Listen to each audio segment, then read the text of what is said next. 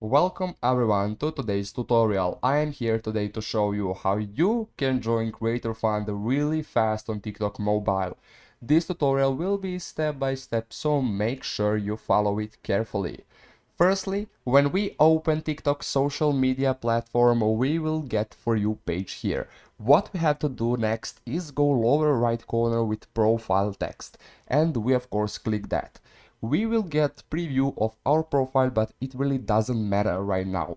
We have to go upper right corner now to spot vertical lines and click there. We will get options like Creator Tools, My QR Code, or Settings and Privacy. We go Creator Tools.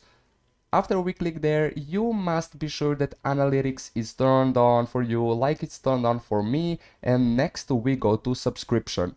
You can start subscription only after launching live for 30 minutes, as you can see here on requirements section.